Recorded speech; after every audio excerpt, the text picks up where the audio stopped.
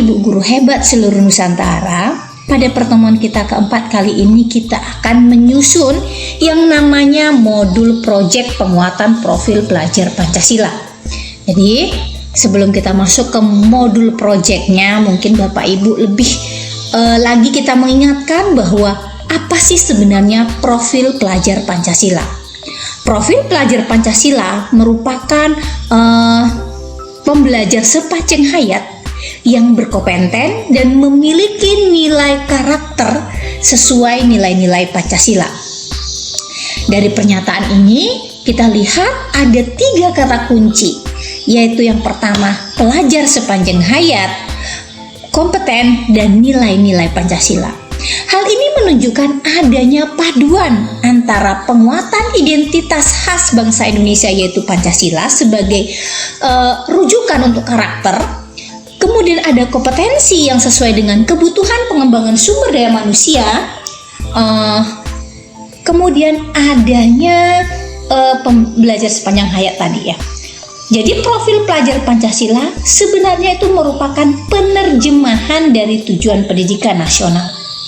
Profil pelajar Pancasila menjadi sumber referensi utama yang mengarahkan kebijakan-kebijakan pendidikan, termasuk menjadi acuan untuk kita para pendidik dalam membangun karakter serta kompetensi peserta didik. Jadi profil pelajar Pancasila memiliki 6 dimensi, yaitu yang pertama beriman, bertakwa kepada Tuhan Yang Maha Esa dan berakhlak mulia, mandiri, bergotong royong, berkebinekaan global, bernalar kritis, dan kreatif. Jadi ke-6 dimensi tersebut perlu dilihat secara utuh menjadi satu kesatuan agar setiap individu menjadi pembelajar sepanjang hayat yang berkompeten, berkarakter, dan berperilaku sesuai dengan nilai-nilai Pancasila. Kita bisa melihat dimensi-dimensi tersebut setiap fasenya. Di mana kita bisa melihatnya Bapak Ibu? Kita bisa melihatnya di dimensi profil pelajar Pancasila yang diatur oleh kementerian, sudah diberikan. Jadi setiap fase itu ada capaian-capaiannya yang harus kita raih. Jadi seperti itu ya Bapak Ibu. Seperti kalau pada modul ajar ada CP-nya, maka di sini kita ada dimensi profil P5 yang harus profil pelajar Pancasila yang harus kita capai. Jadi seperti itu. Kemudian kita masuk ke proyek penguatan profil pelajar Pancasila. Belum masuk ke modulnya. Proyek penguatan profil pelajar Pancasila itu merupakan pembelajaran lintas disiplin ilmu untuk mengamati dan memikirkan solusi terhadap permasalahan di lingkungan sekitarnya. Jadi, proyek penguatan profil pelajar Pancasila menggunakan pendekatan pembelajaran berbasis proyek yang berbeda dengan pembelajaran berbasis proyek pada kegiatan intra. Jadi proyek penguatan profil pelajar Pancasila ini kita lakukan untuk menguatkan dimensi-dimensi profil pelajar Pancasila yang tadi sudah kita sampaikan. Berbeda dengan yang kegiatan intra, dia hanya menguatkan capaian pembelajaran di mapelnya masing-masing. Jadi seperti itu ya. Proyek penguatan profil pelajar Pancasila memang kita lakukan pembelajaran berbasis proyek. Namun yang kita kuatkan adalah dimensi-dimensi profil pelajar Pancasilanya. Jadi, berdasarkan penjelasan di slide sebelumnya, kita dapat menyimpulkan bahwa proyek penguatan profil pelajar Pancasila bersifat lintas disiplin ilmu, tidak terkait dengan mapel apapun. Jadi jangan lagi kita berpikir, aduh saya guru matematika, apa proyek yang cocok? Proyek P5 yang cocok untuk matematika, proyek P5 yang cocok untuk pendidikan agama. Tidak ada lagi kaitannya dengan mata pelajaran kita. Lintas disiplin ilmu Bapak Ibu ya. Oke, yang kedua, merupakan model pembelajaran yang melibatkan murid dalam proses mengamati dan memikirkan solusi terhadap permasalahan di lingkungannya. Jadi yang perlu kita ingat Bapak Ibu, bahwa proyek penguatan profil pelajar Pancasila harus berlandaskan 3 hal. Yang pertama, berdasarkan masalah, berkelanjutan, dan bisa menjalin yang namanya kemitraan. Maka model ini harus bisa membuat siswa aktif dalam memikirkan solusi, karena memang pembelajaran ini berbasis masalah. Yang kedua, menggunakan pendekatan berbasis proyek. Yang selanjutnya, memiliki perbedaan antara proyek P5 dengan proyek intra. Kemudian bertujuan untuk menguatkan kompetensi dan profil pelajar Pancasila, bukan capaian pembelajaran bidang studi. Baik ya Bapak Ibu, jadi sebelum masuk ke modulnya, ada beberapa hal yang perlu Bapak Ibu pahami tentang proyek penguatan profil pelajar Pancasila ini. Yang pertama, proyek penguatan profil pelajar Pancasila itu dilakukan setiap tahun di semua tingkat kelas. Total alokasi waktunya itu 20-30% dari total alokasi waktu. Jadi kalau kita yang SMP, matematika sudah diambil 20-30% dari 5 JP. 20% dari 5 JP itu kan 1 JP. Nah, seperti itulah Bapak Ibu. Ya. Kemudian tema proyek sudah ditentukan oleh pemerintah. Kemarin sudah kita sebutkan ada 8 tema. Kalau SD berarti PAUD ada 4. SD berarti ada 2 yang enggak, berarti dia hanya 6. SMP 7. SMA 7, SMK 8 ada topik khusus untuk SMK yaitu kebekerjaan. Kemudian sekolah memiliki kewenangan untuk mengatur alokasi waktu. Proses pelaksanaan proyek ini mau dilakukan setiap hari 2 jam terakhir boleh. Mau dilakukan dikumpulkan dalam 1 hari boleh. Tergantung Bapak Ibu. Kemudian ini yang masuk ke dalam permasalahan kita di pertemuan yang keempat ini. Pemerintah sudah menyediakan modul proyeknya. Bapak Ibu boleh mengadopsinya. Bapak Ibu boleh memodifikasinya. Bapak Ibu boleh menyusun sendiri. Nah, kita punya 3 pilihan. Mengadopsi berarti kita hanya pakai yang sudah ada, kita pakai. Ya, kita ngambilnya yang tentunya yang sudah sesuai dengan karakteristik satuan pendidikan kita. Kalau memodifikasi berarti ada sesuatu yang kita ganti, ada sesuatu yang kita sesuaikan. Kemudian kalau menyusun, ya kita memang menyusunnya dari awal. Itu dia.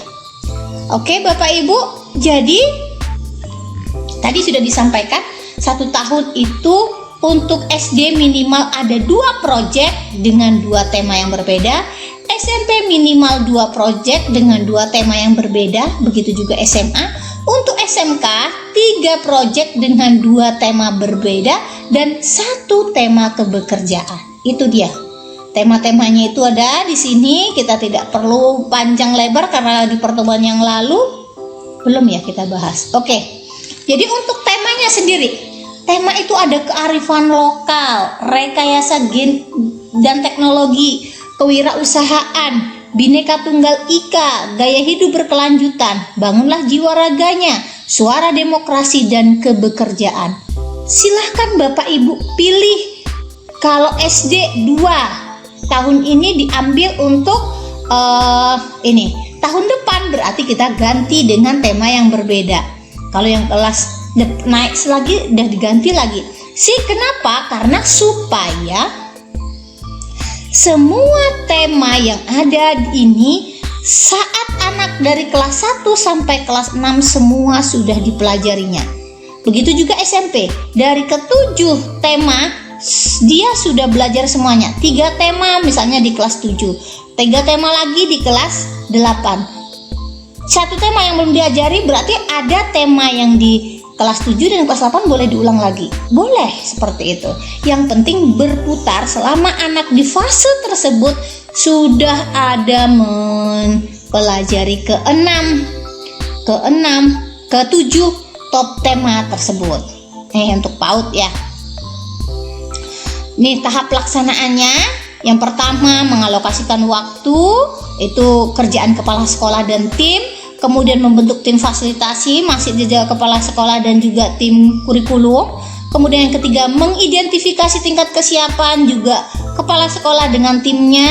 Kemudian pemilihan tema, penentukan topik spesifiknya, dan merancang modul project. Siapa yang merancang modul project? Yang merancang modul project adalah koordinator project beserta tim fasilitasi. Kalau misalnya koordinator project maunya kita nyusun, maka dia harus mengkoordinir teman-teman di tim fasilitasi untuk merancang modul project. Kalau memang mau mengadopsi, ya beliaunya mungkin akan searching mana yang cocok, berdiskusi dengan teman-teman tim fasilitasi. Jadi seperti itu Bapak Ibu. Nih, kalau untuk modul project tadi sudah saya sampaikan, boleh mengadopsi yang sudah ada, boleh membuatnya secara mandiri. Jadi bagian-bagian yang terpenting di modul project, yang pertama adalah komponennya adalah bagian jenjang. Maksudnya gini, kalau untuk jenjang dasar, menengah, diksus dan kejuruan dari SD, SMP, SMA, SMK dan SLB itu ada beberapa komponen seperti informasi umum. Di sana ada identitas penulis, sarana dan prasarana yang digunakan, target peserta didik, relevansi tema dengan topik proyeknya. Tapi kalau untuk di PAUD, nah informasi umumnya hanya mencakup tujuan kegiatan, durasi atau alokasi waktu kegiatan, dan alat bahan yang kita gunakan. Sementara kalau ditinjau dari komponen intinya, ya tadi di jenjang dasar, menengah, dan diksus itu ada deskripsi singkat proyek, ada dimensi dan sub-elemen dari masing-masing proyek, kemudian ada tujuan spesifik per fasenya, kemudian alur kegiatan proyeknya secara umum, ada asesmennya, ada pertanyaan pemantik, ada pengayaan dan remedial atau refleksi peserta didik dan pendidik. Kemudian ada bagian lampiran. Oh, sebelum kita lanjut ke sana, bagian di PAUD, di komponen intinya apa saja? Ada tahap permulaan, tahap pengembangan, dan tahap penyimpulan. Itu saja. Kemudian di lampiran ada lampiran kerja peserta didik, ada bahan bacaan peserta didik, glosarium, dan daftar pustaka. Sementara lampiran untuk proyek PAUD itu ada kelanjutan proyek dan kegiatan selingan di proyek. Ini contoh aktivitas di modul proyek. Ini ada temanya, ada topiknya, alokasi waktunya, dimensi P3-nya, sub-elemen yang ingin disasar, kemudian tahapan-tahapan kegiatannya apa saja, 1 sampai 17. Ini untuk tahapan-tahapan di PAUD. Kemudian kita masukkan, ini kita lihat nih di sub dimensi profil pelajar Pancasila tadi. Ya, ini contoh rubrik. Jadi rubriknya contoh ini seperti ini. Memahami keterhubungan ekosistem bumi, belum berkembang. Ini C, ini bagian ini kita ambil dari mana? Dari kalimat yang ada di ini, dimensi ini.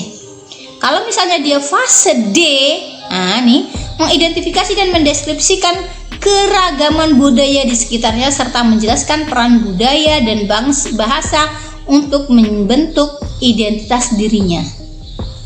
Jadi seperti itu Bapak Ibu. Kita kaitkan. Jadi di sini yang mana? Karena dia di fase D, maka yang kalimat yang di fase D ini kita tuangkan di sini. Di mana tadi? Oke. Kemudian setelah kita masukkan di berkembang tadi nih ya, cakupannya ini ya, tadi berkembang sesuai harapan. Nah ini dia. Maka setelah itu kita lihat lagi pelaksanaan kegiatannya per masing-masing item. Ini sebelum saya tutup, ini kita belum tutup, ini ada sedikit lagi. Kita buka contoh modul projectnya. Ini modul project contohnya, kita lihat ada hal yang perlu diperhatikan, tujuan, kemudian tahapan dalam project apa saja, tadi 1 sampai 17, ini sampai 21 bahkan. kemudian dimensi elemen subelemennya apa saja, kemudian ini kenapa ada 4, 5, 6 dan seterusnya. Ini aktivitas Bapak Ibu, jadi bisa supaya nggak terlalu banyak, ini kodenya kita lihat di atasnya. Nah, ini kan ada 2, 3, 4, 5, itu dia yang 2, 3, 1 nya tadi. Oke, baru kita yang beriman bertakwa kepada Tuhan Yang Maha Esa. Di mana dia berkembangnya? Ini dia, tahap berkembang.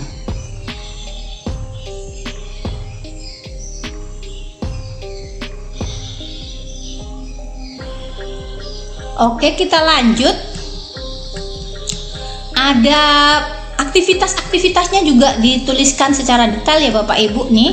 Kemudian lembar refleksi murid, lembar refleksi gurunya harus ada. Jadi seperti itu Bapak Ibu ya. Ini contohnya kita kasih gambar biar lebih menarik. Ini aktivitas-aktivitas semuanya kita tuangkan.